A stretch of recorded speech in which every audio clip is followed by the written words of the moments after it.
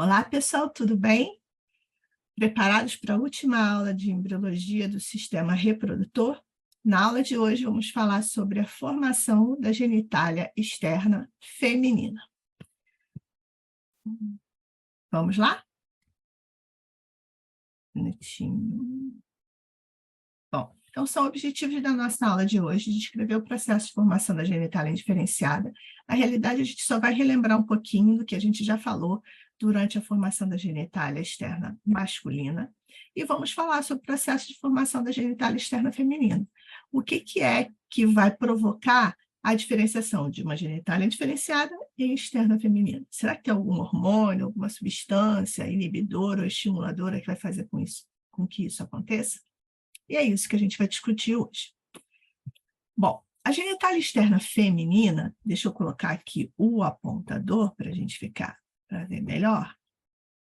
Ela tem alguns componentes, né? Ela é chamada também de vulva, a gente pode chamar a genitália externa de pudendo feminino ou vulva, e esse pudendo feminino ou vulva tem a glande do clitóris, tem os lábios menores, vestíbulo, onde se abrem a uretra e a vagina, tem também os lábios maiores.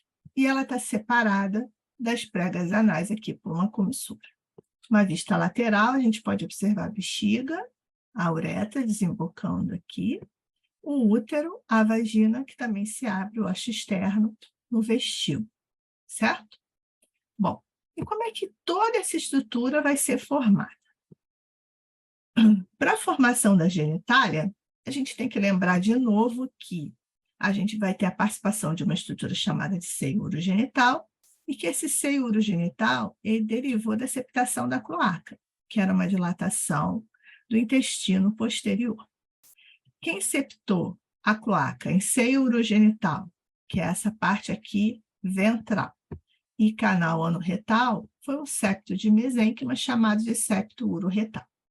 Então, aqui, enquanto cloaca, externamente existe uma membrana cloacal, essa membrana depois vai degenerar, vai perfurar. A partir do momento que a cloaca foi dividida pelo septo uroretal, em seio urogenital e canal anorretal, a gente vai ter uma membrana urogenital e uma membrana anal. Esse seio urogenital nós estudamos em sistema digestório, em sistema urinário, ele é dividido em porções, né? Tem uma porção vesicular, onde será formada a bexiga, uma porção pélvica e uma porção fálica. A uretra feminina, né, só lembrando lá de sistema urinário, ela vai derivar da porção pélvica do seio urogenital.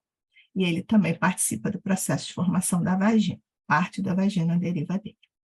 Bom, aqui, então, a gente observa, depois de septada a cloaca, o seio urogenital, sua porção pélvica, sua porção vesicular, porção pélvica, porção fálica, e a gente viu em sistema reprodutor masculino, né, que essa porção aqui, ela vai degenerar, e aqui em cima vai ser formada a placa da glande e a placa urogenital, que vão contribuir para a formação da uretra masculina, melhor falando, uretra peniana ou esponjosa, parte dela, né, gente?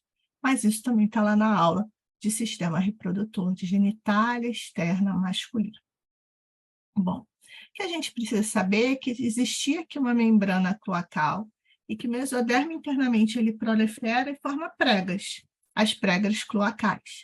Essas pregas cloacais elas vão se fusionar aqui nessa região mais superior, formando o tubérculo genital.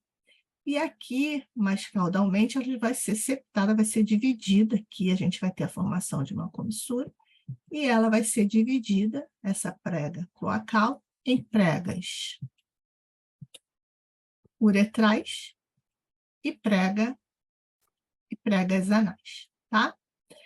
Bom, assim como a gente teve proliferação do mesoderma, né, para formar as pregas cloacais, mais lateralmente esse mesoderma vai proliferar também, originando as saliências lábio-escrotais. E vai ser a partir dessa genitália aqui indiferenciada que tem os seguintes segmentos: tubérculo genital, pregas uretrais e saliências lábio-escrotais, que a genitália externa feminina vai ser formada. Então, mais uma vez, a genitália indiferenciada tem um tubérculo genital, pregas uretrais e saliências labioscrotais. Essas pregas uretrais, dependendo do livro que você estiver estudando, ela vai receber uma outra denominação. Elas também são chamadas de pregas genitais e pregas urogenitais. Bom, e o que vai acontecer aqui com essa estrutura? Esse tubérculo genital, ele vai crescer e vai formar o que a gente chama de falo primordial. Mas em embriões do sexo feminino, esse falo primordial, ele regride.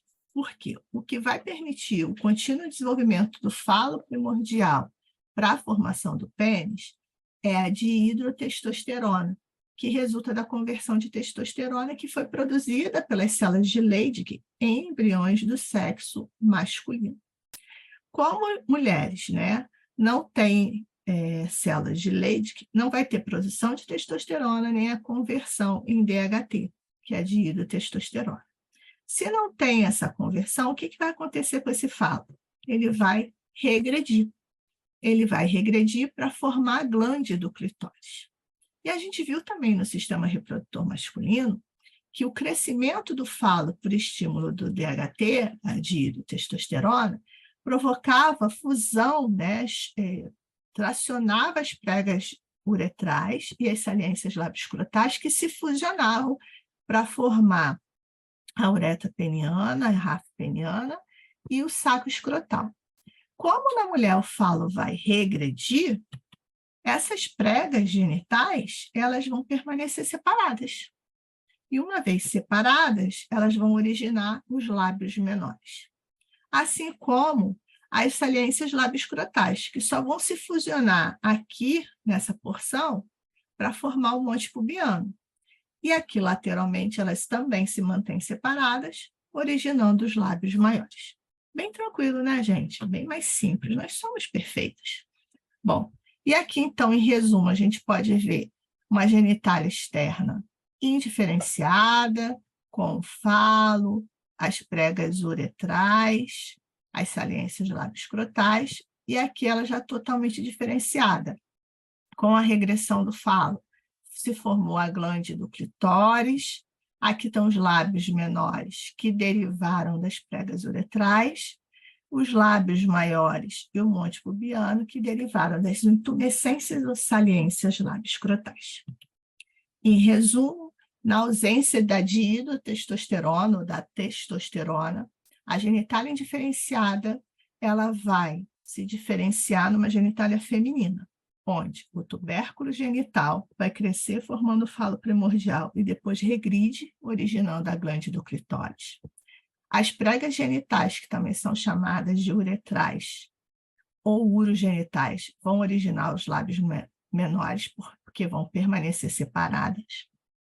E as saliências ou intumescências labioscrotais vão permanecer separadas também, formando os lábios maiores, se fusionam na região mais superior, formando o monte pubiano. Pessoal, está aqui de novo a bibliografia consultada para a confecção dessa aula. Eu gosto muito desses 3 livros, vocês sabem muito bem. Um beijo, até a próxima!